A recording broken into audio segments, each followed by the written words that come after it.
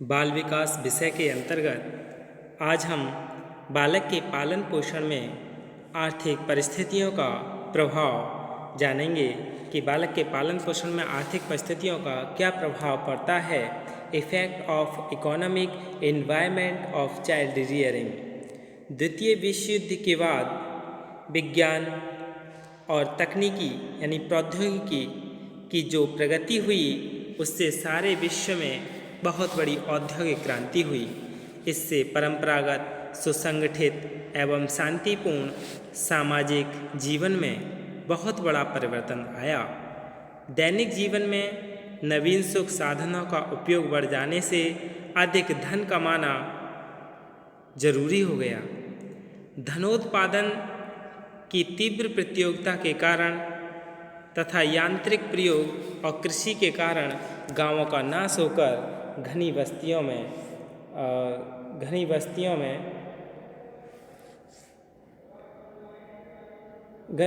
बस्ती वाले शहरों का निर्माण हो गया। औद्योगिक परिवर्तन से समाज की कृषि प्रधान रचना टूटने के कारण बचपन व्यापक रूप से प्रभावित हुआ है। कृषि प्रधान समाज में बड़े कुटुंब एकत्र रूप में रहते थे। बालकों की शिक्षा घर के वृद्ध, प्रौढ़, महिला, पुरुष तथा अधिक आयु के भाई बहनों द्वारा स्नेहपूर्ण वातावरण में प्रत्यक्ष अप्रत्यक्ष रूप से होती रहती थी। औद्योगिक समाज में परिवार का एकत्र कुटुंब का विघटन हुआ। महिलाएं भी धनार्जन करने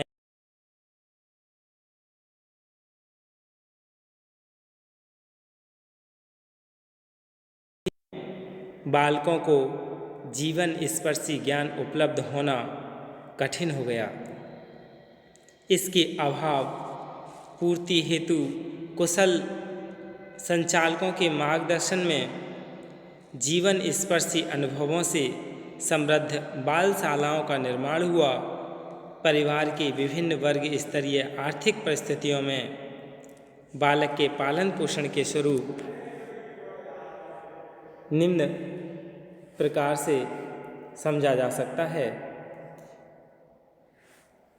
3 स्तर में बांटकर इसे समझा है।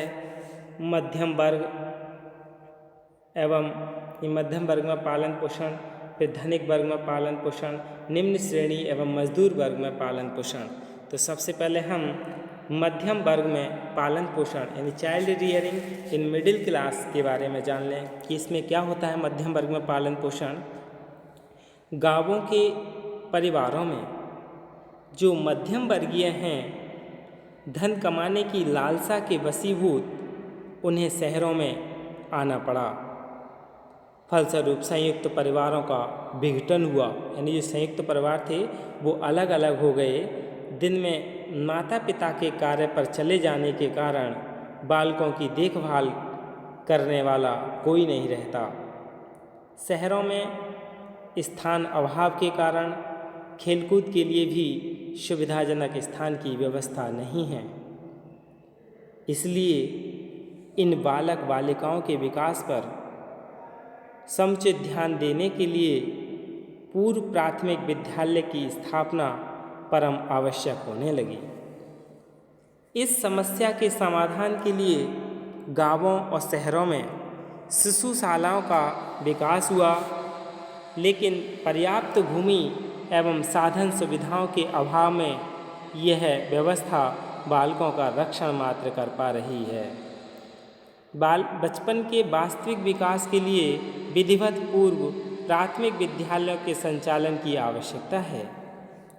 दूसरा है धनिक वर्ग में पालन पोषण यानी चाइल्ड रियरिंग इन हाईएस्ट इनकम क्लास। इनमें कैसे होता है धनिक वर्ग में पालन पोषण, यानी बड़े बड़े उद्योगपतियों एवं धनिक वर्गों के घरों में खेल के साधनों की विपुलता तो रहती है, देखभाल के लिए नौकर भी होता है, किंतु मर्यादित कुटुंब होने के कारण बालक बालिकाओं को खेलने के लिए समवयस्क संगी साथी नहीं मिलते। यानी जो बालक बालिकाएं हैं उनको समवयस्क यानी हम उम्र के संगी साथी नहीं मिलते, माता पिता भी क्लब या मित्रों के घर आने जाने में तथा अपने राग रंग में व्यस्त रहते हैं।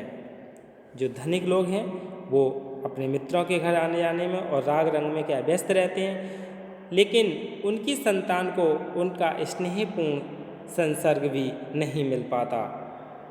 बड़े बड़े बंगले दूर दूर होने से धनवानों के बालकों को पास पड़ोस के बालकों से भी मिलना कठिन रहता है।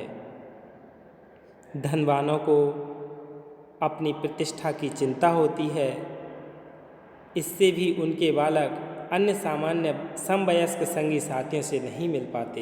यानी वो धनिक वर्ग के लोग जब निम्न वर्ग के लोगों के पास उनके बच्चे जाने लगें तो उनके जो धनवान लोग हैं वो अपनी प्रतिष्ठा की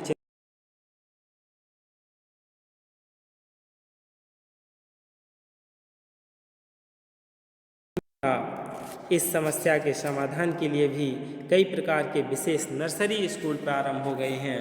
धनवान माँ बाप अपने बालक बालिकाओं को इन स्कूलों में भेजकर ही निश्चिंत हो जाते हैं, लेकिन ऐसे विशेष स्कूलों में उन बालकों के व्यक्तित्व का विकास भी विशेष प्रकार का ही हो पाता है।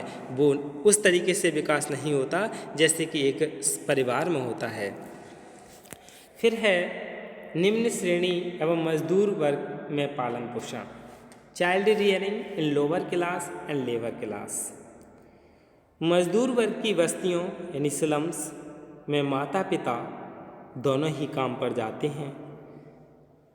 घर पर रहने वाले बालक बालिकाओं को न खेलने की सुविधा होती है और न ही उनकी देखभाल करने वाला रहता है। वे गलियों में इधर उधर घूमते रहते हैं। भूख प्यास का उन्हें कोई आभास नहीं होता। व्यक्तित्व के विकास का प्रश्न तो यहाँ नगण्य रहता है। इन बालकों को कुछ आश्रय बालकों के लालन पालन, खेलकूद और अल्पाहार की व्यवस्था होती है, लेकिन अभी बहुत सुधार बाल विकास हेतु अवश्य प्रतीत होते हैं। यानी बाल सुधार की अभी भी बहुत आवश्यकता है। इसके बाद अब हम परिवार का सांस्कृतिक प्रभाव, परिवार का सांस्कृतिक प्रभाव, कल्चरल इन्फ्लुएंस ऑफ फैमिली, यानी जो कुछ इस संसार में नया होता है उसके प्रति लोगों में कौतूहल उत्पन्न होता है और साथ में आकर्षण भी। नएपन को अपनाने के लिए आग्रह कभी कभी इतना तीव्र हो जाता है कि हम पुराने को त्याग कर नएपन की चादर ओढ़ने को तत्पर हो जाते हैं, लेकिन हम यह भूल कर बैठते हैं कि प्रत्येक नया अपनाने से वह योग्य नहीं होता और प्रत्येक पुराना त्याज्य नहीं होता। यानी इतनी जल्दी हम पुराने को त्याग नहीं सकते और नई चीज़ को इतनी जल्दी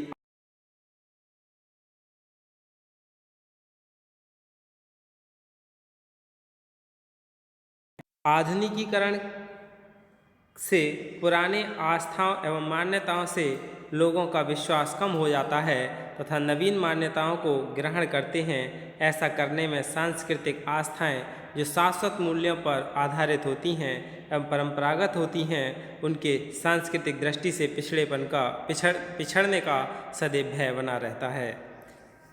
संस्कृति का अर्थ यानी संस्कृति सीखे हुए व्यवहारों तथा उनके परिणामों का वह समग्र रूप है जिसके निर्माणकारी तत्व किसी विशिष्ट समाज के सदस्यों द्वारा प्रयुक्त और संचारित होते हैं। यानी संस्कृति का संबंध मनुष्य की समस्त जीवन शैली से होता है। सभ्यता संस्कृति का भौतिक पक्ष है।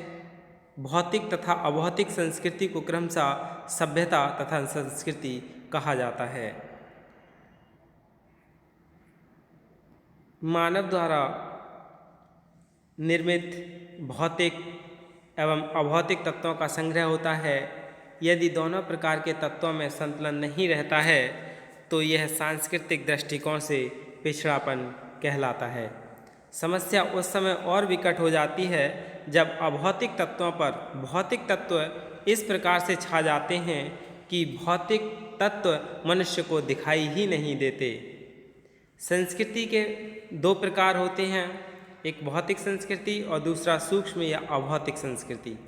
भौतिक संस्कृति यानी वह संस्कृति होती है जो हमें भौतिक रूप से स्पष्ट दिखाई देती है, जैसे मकान, वस्त्र, भोजन, बर्तन, ये सभी भौतिक संस्कृति ही में ही गिने जाते हैं।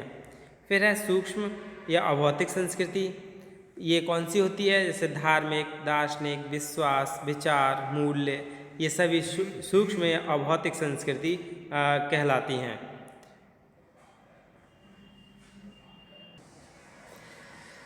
जीवन के मूल्यों को गति प्रदान करना मानव विचार श्रृंखला का एक भाग होता है।